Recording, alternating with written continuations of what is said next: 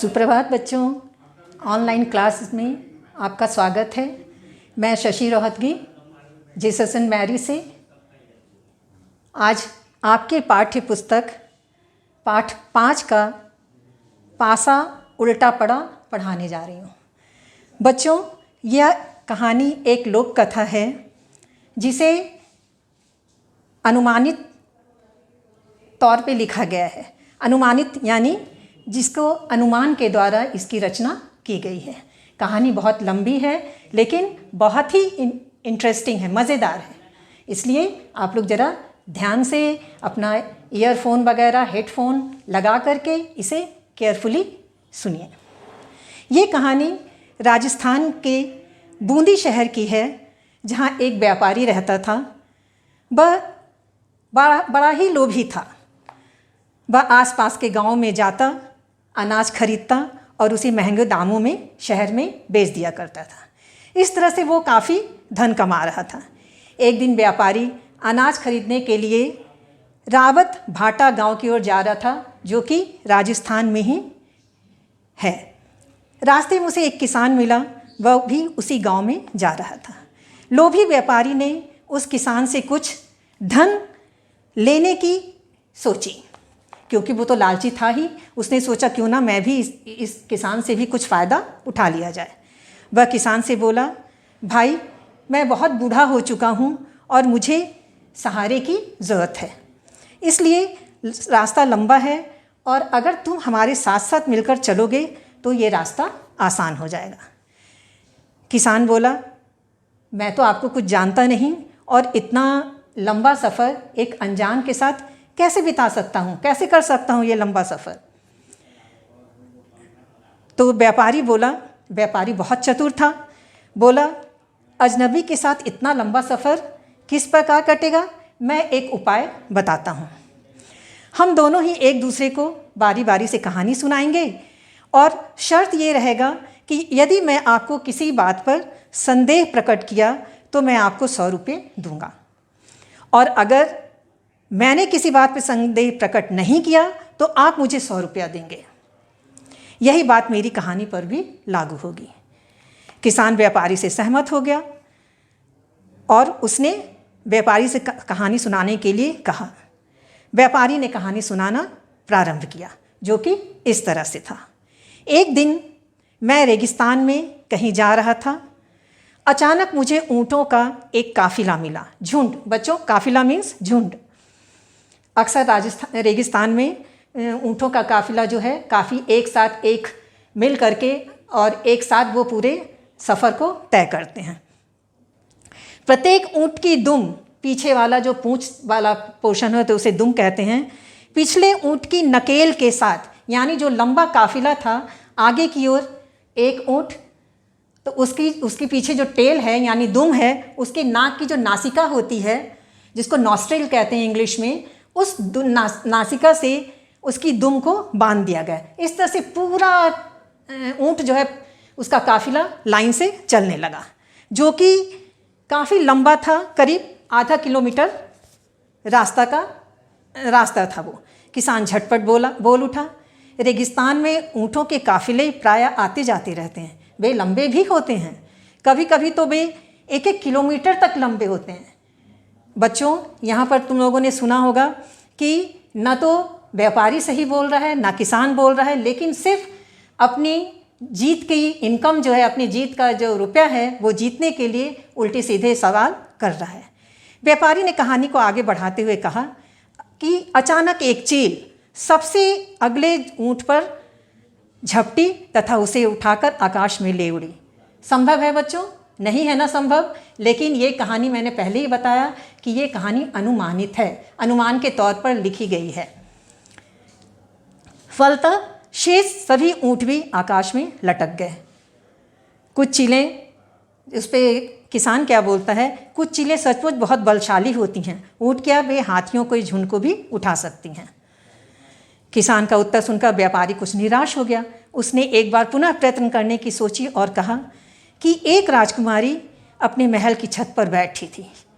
उसे बड़ा आश्चर्य हुआ और वो आकाश में लटक रहे ऊँटों को देखने लगी। ठीक उसी समय ऊँट चील के पंजे से छूट गया तथा ऊँटों की लड़ी जो है, पूरा कारवां जो था वो गिर के राजकुमारी के खुले मुंह पर घुस गई। हंसी आ रही है ना बच्चों? ये पॉसिबल नहीं है, लेकिन चूंकि शेख चिल्ली कहते हैं ना, शेख चिल्ली बातें बनाना, वो यही हो रहा है यहाँ पर, सिर्फ अपनी जीत को हासिल करने के लिए। ओहो, बेचारी राजकुमारी को तो बहुत पीड़ा हुई होगी, किसान ने मुस्कुराते हुए कहा। यह सुनकर व्यापारी और भी हताश हो गया। उसे लगा अब तो हमारी जीत का कोई भी सवाल नहीं उठ रहा है। परंतु एक बार पुनः साहस बटोर कर बोला। राजकुमारी के संग उसकी दासी बैठी थी। उसने राजकुमारी के मुंह में हाथ डालकर सारे ऊँट को एक एक करके निकाल लिया। बड़ी ही बहादुर थी वह दासी। किसने कहा ये? किसान ने। किसान पुनः मुस्कुराते हुए कहा। व्यापारी कहानी को आगे चलाने की हिम्मत ना कर पाया। उसने चुपचाप 100 रुपये निकाले और किसान को दे दिया और कहा, भैया मैं तुमसे हार गया, मेरी कहानी यहीं पर समाप्त होती है। ये लीजिए शर्त के रुपये और अब आप अपनी कहानी सुनाइए।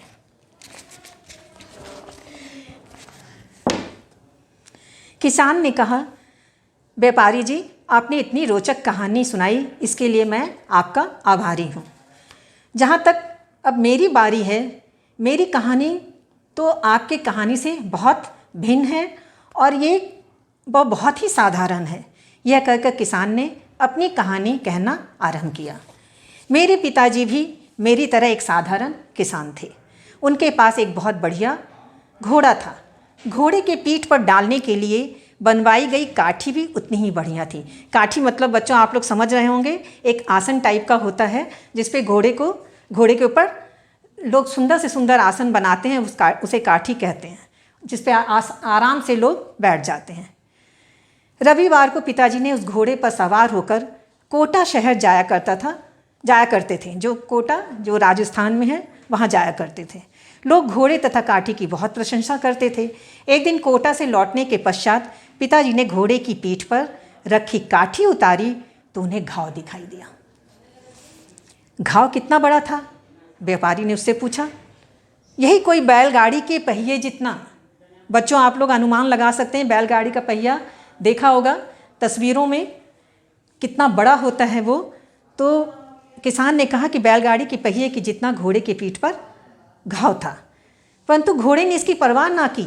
जून का महीना था।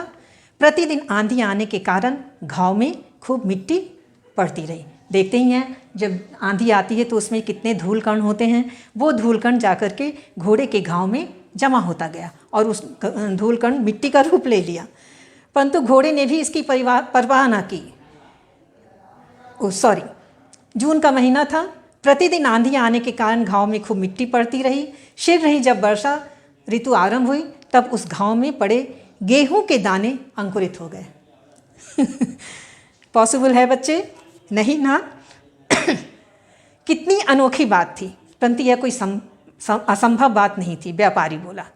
उस घाव से उगी गेहूं की फसल इतनी बढ़िया हुई कि पिताजी उसे कटवाने के लिए 20 मजदूर लगाने पड़े। एक से एक शेख चिल्ली हैं बच्चों, सब अपनी बातों को ऊपर करना चाह रहे हैं। किसान ने यह कहते हुए कहानी को आगे बढ़ाया। इतनी फसल काटने के लिए 20 मजदूर लगाने ही पड़ते हैं, व्यापारी ने बोला। उन दिनों आपके पिताजी अत्यंत निर्धन थे। उन्होंने मेरे पिताजी से 20 किलो गेहूं उधार मांगे। व्यापारी को बड़ा क्रोध आया क्योंकि उसके पिता कभी निर्धन थे ही नहीं, परंतु शर्त हारने के भय से वह कुछ ना बोला। कहानी को जारी रखते हुए किसान ने बोला, मेरे पिताजी बहुत दयालु थे, अतः उन्होंने 20 किलो गेहूं आपके पिताजी को दे दिए, लेकिन आज तक आपके पिताजी ने गेहूं की कीमत अदा नहीं की। अब सोचता हूँ कि उन पर मुकदमा कर दूँ। व्यापारी घबरा गया, परंतु 100 रुपया हारने के भय से चुप रहा। साथ ही वह उंगलियों पे कुछ गिनती करने लगा। उसने हिसाब लगाकर देखा कि 20 किलो गेहूं की कीमत 75 रुपये बन रहे थे। अतः उसने चुपचाप 75 रुपये किसान के हाथ में पकड़ा दिए और बोला, मुझे कोई संदेह नहीं कि पिताजी ने आपके पिताजी से पैसे लिए होंगे, अतः ये लीजिए पिताजी का हिसाब चुकता हो गया। धन्यवाद, आप तो बहुत ही ईमानदार व्यक्ति हैं। ये किसने कहा? किसान ने व्यापारी को कहा। आप अवश्य ही दिन दुगनी रात चौगनी उन्नति करेंगे। किसान ने जवाब दिया। अब व्यापारी मन ही मन सोच रहा था कि पासा तो उल्टा पड़ गया है। वह यह भी अनुभव कर रहा था कि यह सब कुछ उसके मन में उपजे लोभ के कारण ही हुआ है, इसलिए वो पछता रहा था। तब तक रावत भाटा गांव आ गया था। किसान ने व्यापारी को रुपये लौटाते हुए कहा, व्यापार में धन कमाना अच्छी बात है, पर लोभ करना विनाश का कारण बन सकता है। इतना करके किसान ने व्यापारी से विदा ली। व्यापारी मन ही मन बहुत लज्जित हो रहा था। वह दूर से जाते हुए किसान को निहार रहा था और मन ही मन कुछ निश्चय भी कर रहा था। बच्चों, आपकी कहानी यहाँ पर समाप्त होती है, लेकिन इस कहानी से ये शिक्षा मिलती है कि हम कोई भी काम करें, हमें उसके प्रति ईमानदार होना चाहिए, क्योंकि नहीं तो अगर हम किसी दूसरे के लिए गड्ढा खोदते हैं तो वो गड्ढा स्वयं के लिए तैयार हो जाता है और ईमानदारी से काम करता हुआ व्यक्ति सदैव आगे की ओर बढ़ता है। इसलिए इस कहानी से जो शिक्षा मिल रही है उसे आप अपने स्मरण पटल पर हमेशा अंकित रखिएगा। धन्यवाद। मैं होमवर्क टेनों पर दूंगी, उसे इस वीडियो को आप अच्छी तरह से देखिएगा और अपना होमवर्क सॉल्व कीजिएगा।